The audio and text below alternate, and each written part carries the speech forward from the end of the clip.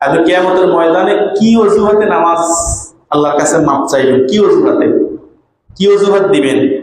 এটা অজুহাত তো দিতেই বুঝে, আল্লাহ আমি এই কারণে নামাজ পড়ি নাই। এই অজুহাত দিয়ে বাঁচা যাবে কিনা? কি অজুহাত দিয়ে আপনার কাছে আল্লাহর কাছে নামাজ মাপ চাইবেন?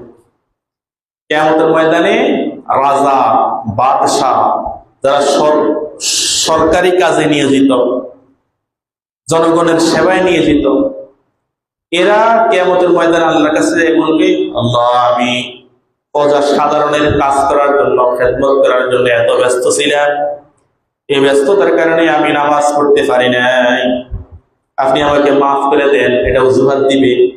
আল্লাহ তাআলা তখন সাইয়েদনা হযরত সুলাইমান আলাইহিস সালামকে উপস্থিত করবেন, হযরত দাউদ আলাইহিস সালামকে উপস্থিত করবেন, করিয়ে বলবেন তুমি কোন রাজ্যের বাদশা ছিলা, রাজা ছিলা, কতটুকু তোমার ক্ষমতা ছিল?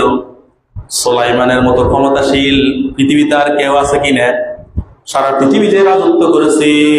শুধু মানুষের রাজা নয়, জিনদের রাজা ছিল, পশু পাখিদের রাজা ছিল। সাইয়েদনা হযরত সুলাইমান আলাইহিস সালাম ফেফিলিকার কথা, হিমরার কথা তিনি বুঝতেন, ফাকির কথা তিনি বুঝতেন। সুবহানাল্লাহ বলেন না?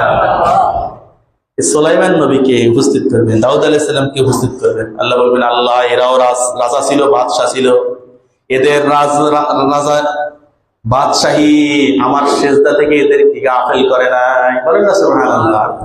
তুমি যে অজুহাত দিতেছ, তুমি রাজা, বাদশাহ বা সরকারি কর্মকর্তা, বা তুমি কাজ করতেছো জনগণের জন্য, খেদমত করতেছো, এই জন্য নামাজ পড়তে পারো না, তোমার এই অজুহাত আমার দরবারে গ্রহণযোগ্য না।